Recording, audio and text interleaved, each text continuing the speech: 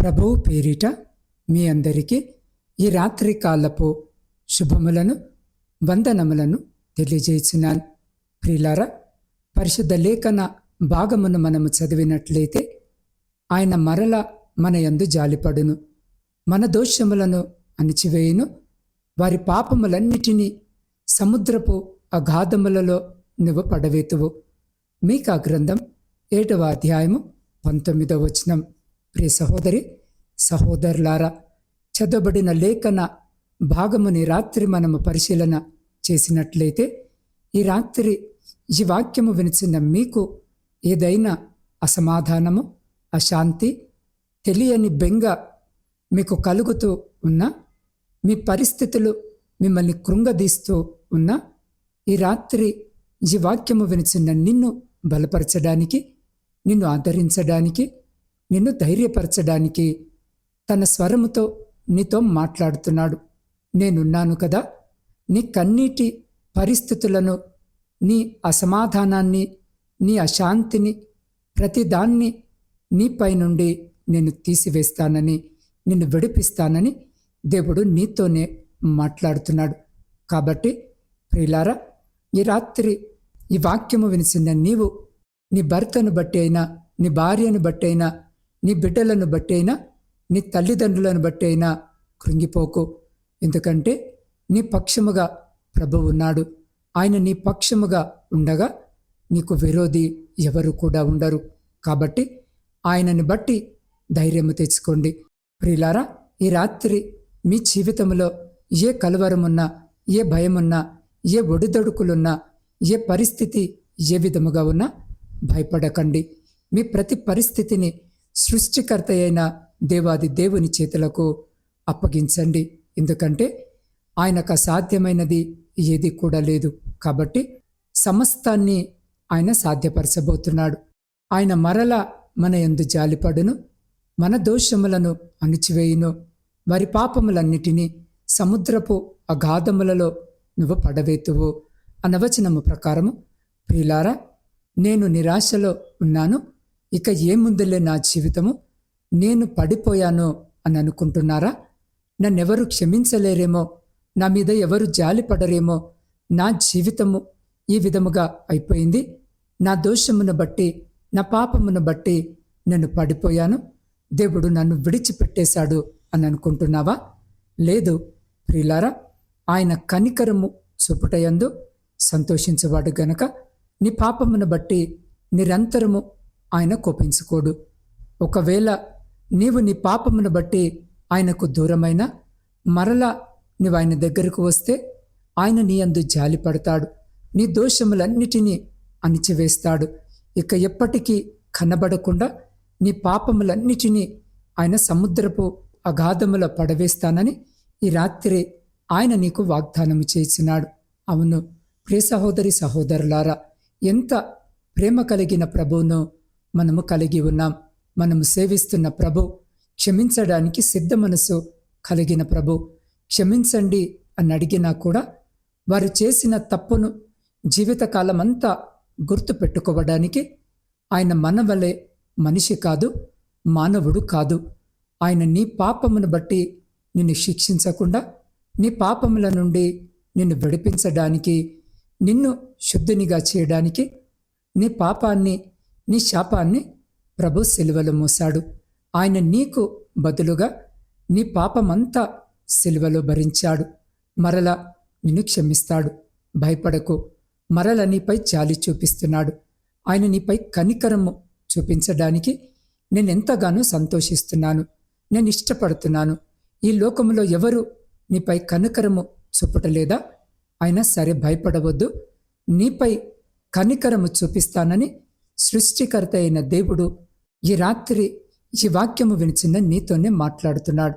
ప్రియ సహోదరి సహోదరుడా, నీవు పడిపోయిన స్థితిలో ఉన్నావేమో, పాపములో పడిపోయావేమో, ఆత్మీయముగా పడిపోయావేమో, నీ ప్రార్థన జీవితములో పడిపోయావేమో, ప్రతిదినము వాక్యము చదవడంలో పడిపోయావేమో, దేవునితో సహవాసము చేయడంలో పడిపోయావేమో.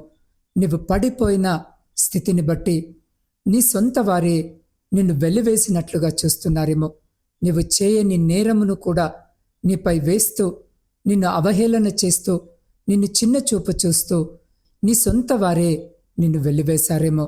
ఒకవేళ ప్రియ సహోదరి సహోదరుడా, శత్రువైన సాతాను, నువ్విక పడిపోయావు, నీ జీవితం అయిపోయింది, నువ్విక లేవలేవు, నువ్వెక్కడ పడ్డావో అక్కడే నువ్వు నశించిపోవాలి. నీవిక ఎవరికి పనికిరావు, నీవిక దేనికి పనికిరావు. నీ జీవితంలో నువ్వేది సాధించలేవు. నీ జీవితం ఇక అంధకారమే. నీవు చీకటిలో ఉన్నావో నీకు ఇక వెలుగు కలగదు. నీ బ్రతకంతా చీకటే. నువ్వు పడిన స్థితిలోనే ఉంటావు. నిన్ను దేవుడు విడిచిపెట్టేశాడు. నీవిక లేవలేవని శత్రు నిన్ను అంటూ ఉన్నా, ఈ రాత్రి ఈ వాక్యము వినిసిన నీవు ఎంత మాత్రము కూడా అధైర్యపడవద్దు. కాబట్టి ప్రియ సహోదరి సహోదరుడా, ఈ రాత్రి ఈ వాక్యము వినిచిన మీరు మీ శత్రువుతో చెప్పండి, నా శత్రువా, నా మీద నీవు అతిశయించొద్దు. నేను క్రింద పడినను తిరిగి లేతును, నేను అంధకారమందు కూర్చున్నను, యెహోవా నాకు వెలుగుగా ఉంటాడు. ప్రస్తుతము నేను ఒకవేళ పడిపోయి ఉండి ఉండవచ్చు, కానీ నేను పడిన స్థితిలోనే ఉండను. నేను తప్పక లేస్తాను. ఎందుకంటే నా దేవుడు నన్ను చేయి పట్టి లేవనెత్తుతాడు. ఆయనకు నా చేయిని అందిస్తున్నాను. నా ప్రభు నన్ను లేవనెత్తనీకి శక్తి కలిగిన వాడు. ఆయన నా పాపము నుండి నన్ను విడిపిస్తాడు. నా భయంకరమైన వ్యసనముల నుండి నన్ను విడిపిస్తాడు. నా వ్యాధి నుండి నన్ను విడిపిస్తాడు. నా శాపము నుండి నన్ను విడిపిస్తాడు. నేనెక్కడైతే పడిపోయానో, వేటిలో అయితే పడిపోయానో, ప్రతి దాని నుండి కూడా ఆయన లేవనెత్తుతాడు. ఆయన నన్ను విడిపిస్తాడని. ఏ సమస్యలో పడిపోయావో, ఏ పాపములో పడిపోయావో, ఏ వ్యసనములో పడిపోయావో, ఏ బాధతో, ఏ వ్యాధితో పడి ఉన్నావో, ఏ మానసిక వ్యాధి నిన్ను పడవేసిందో, ఏ శరీర రుగ్మతను బట్టి నువ్వు పడిపోతూ ఉన్నావో, ప్రియ సహోదరి సహోదరుడా, పడిపోయిన స్థితిలో ఉన్నావో ప్రతి దానితో కూడా మీరు చెప్పండి, యేసు నన్ను లేవనెత్తుతున్నాడు. ఆయన చేతులకు నా జీవితాన్ని నేను సమర్పించుకున్నాను. ఇక నేను భయపడను. ఎందుకంటే నా ప్రభువు ఉండగా తప్పక ఆయన నన్ను లేవనెత్తుతాడు. నేను ప్రస్తుతము అంధకారములో ఉన్నాను, కానీ దేవుడు నాకు వెలుగుగా ఉంటాడు. ఆయన మరలా నా యందు జాలిపడి నా దోషములను అణిచివేస్తాడు. నా పాపములన్నిటినీ కూడా ఆయన తుడిచివేస్తున్నాడు అని. ప్రియ సహోదరి సహోదరుడా, ఈ రాత్రి ఈ వాక్యము వినిచున్న మీరు మీ నోటితో పలకండి. మీరేదైతే మీ హృదయమందు విశ్వసించి నోటితో ఒప్పుకుంటున్నారో దానిని ప్రభు ఈ రాత్రి నీ జీవితంలో ఆమెన్ అనబోతున్నాడు. కాబట్టి నువ్వు పడిన స్థితిలో ప్రస్తుతము ఉన్నా భయపడకుండా తిరిగి లేవనెత్తే దేవుని చేతులకు నిన్ను నీవు సమర్పించుకో. తండ్రి, అనేక సార్లు నేను పడిపోయానయ్యా, నన్ను లేవనెత్తండి అని కన్నీటితో అడుగు. ఆయనను వేడుకో. ఎందుకంటే కనికరము కలిగిన ప్రభు ఈ రాత్రి నిన్ను లేవనెత్తబోతున్నాడు. కాబట్టి ప్రియ సహోదరి సహోదరుడా, ఈ రాత్రి ఈ వాక్యము వినిచిన నువ్వు పడిన స్థితిలో నుండి లేవనెత్తబడడానికి, నువ్వు ఏ స్థితిలో ఉన్నా, ఏ స్థలములో ఉన్నా, ఏ పరిస్థితిలో ఉన్నా, అదే స్థలము, అదే స్థితి, అదే పరిస్థితిలో ఉండి ఒక్క నిమిషము కళ్ళు మూసుకొని నాతో పాటు ప్రార్థనలో ఏకీభవించండి.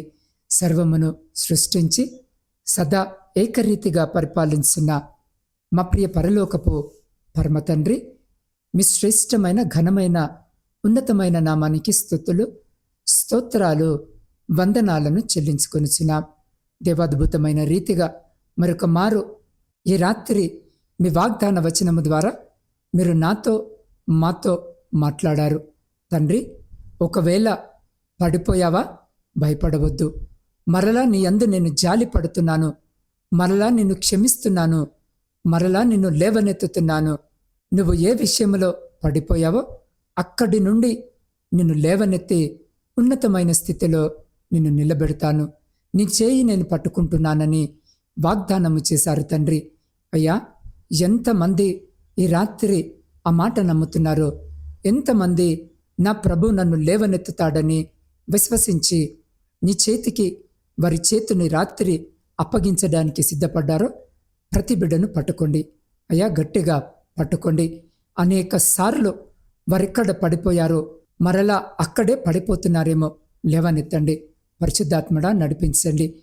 వారి ఆత్మీయ నేత్రాలు తెరవండి. పశ్చాత్తాపము కలిగించండి. అయ్యా, నీ కొరకు నిలబెట్టుకోండి తండ్రి. అయ్యా, నీ మార్గములో నీ కొరకు నడిపించండి. అయ్యా, వారి శక్తితో నీ కొరకు నమ్మకముగా బ్రతకలేకపోతున్నారేమో తండ్రి, నీ శక్తి చేత వారిని నడిపించండి. దేవా, నా ఆత్మీయ కుటుంబంలో ఒక్కరు కూడా నశించిపోకూడదు తండ్రి. ఒక్కరు కూడా పడిపోయిన స్థితిలో నిలిచి ఉండకూడదయ్యా. ఎంత గాఢ అంధకారములో పడిపోయినా తిరిగి నీ వెలుగుతో నింపండి తండ్రి. దేవా, ఈ రాత్రి ప్రయాణాలు చేస్తున్న ప్రతి బిడ్డ ప్రయాణమును మీరు జ్ఞాపకము చేసుకొని క్షేమకరమైన ప్రయాణము బిడ్డలకు దయచేయమని వేడుకొనిచున్నాం. వ్యవసాయదారులను జ్ఞాపకము చేసుకోండి. కావలసిన శక్తిని, బలమును, సహాయమును దయచేయమని వేడుకొనిచున్నాం. దేవా, ఈ రాత్రి ఉద్యోగాలు లేక కన్నీటితో మీ వైపు చూస్తున్న ప్రతి బిడ్డకు ఉద్యోగమును దయచేయమని వేడుకొనిచున్నాం. దేవా, విద్యార్థుల కొరకు ప్రార్థిస్తున్నాం. ఈ రాత్రి బిడ్డలను జ్ఞాపకము చేసుకోండి. దేవ, ప్రాముఖ్యముగా సైన్యములో ఉండి దేశాన్ని కాపాడుతున్న ప్రతి సైనికుని చుట్టూ మీ కంచె వేసి ప్రతి శత్రు, ప్రతి అపాయం నుంచి మీరు బిడ్డల్ని కాపాడి వారిని, వారి కుటుంబాలను మీ బలమైన రెక్కల చాటున భద్రపరచమని వేడుకొనిచున్నాం. దేవా, కుటుంబ పోషణకై కుటుంబాలను వదిలి దూర ప్రాంతాలలో, దూర దేశాలలో ఉద్యోగాలు చేసుకుంటున్న ప్రతి బిడ్డని జ్ఞాపకం చేసుకోండి నైనా. వారి చేతుల కష్టార్జితాన్ని ఆశీర్వదించండి. అయ్యా, ఏ బిడ్డ ఎక్కర ఈ అవసరత చేత కుటుంబాలను వదిలి ఉన్నారో అయ్యా, అలాంటి ప్రతి బిడ్డను ఈ రాత్రి ప్రత్యేకంగా మీరు జ్ఞాపకము చేసుకోండి. మీ కృపలో భద్రపరచండి. కావలసిన సహాయము దయచేసి వారిని, వారి కుటుంబాలను మీ కృపగలిగిన రెక్కల చాటున భద్రపరచమని వేడుకొనిచున్నాం. ఆర్థిక సమస్యలు, అప్పుల భారముతో నలిగిన స్థితిలో కన్నీరు విడుస్తున్న ప్రతి బిడ్డ కన్నీటిని తుడిచి ప్రతి ఆర్థిక భారమును బిడ్డల జీవితంలో నుండి కొట్టివేయమని వేడుకొనిచున్నాం.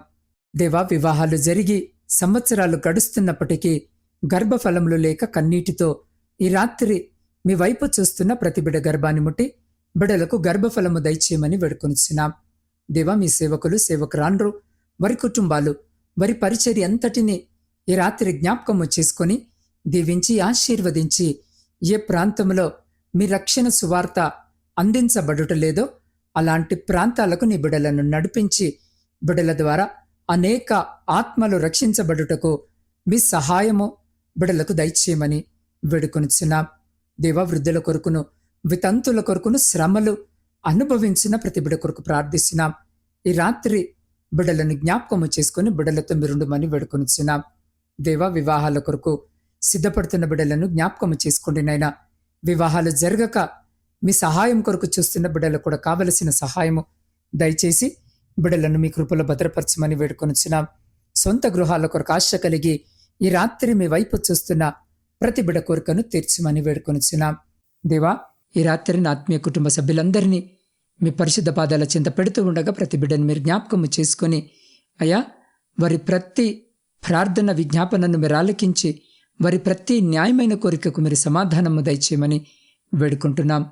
దేవా, ఈ గాఢంధకారమైన చీకట్లో మేము నిద్రిస్తూ ఉండగా మా గృహాల చుట్టూను, మా ఆత్మీయుల గృహాల చుట్టూను, మా ఇరుగు పొరుగు వారి గృహాల చుట్టూను మీ అగ్ని కంచె వేసి ప్రతి బిడ్డను మీ దేవదూతల రెక్కల చాటున భద్రపరిచి ప్రతి అంధకార సంబంధమైన శక్తులన్నిటి నుండి మీరే సంరక్షించి కాపాడి మీ చిత్తమైతే, మీరాకడ ఆలస్యమైతే ఎన్నికలేని మమ్మలను మరొక శ్రేష్టమైన నూతన దినములోనికి ప్రవేశింపజేయమని మా రక్షకుడును మీ ప్రియకుమారుడైన యేసుక్రీస్తు శక్తి కలిగిన నామమున ప్రార్థించి స్తుతించి అడిగి పొందుకొని ఉన్నాము తండ్రి.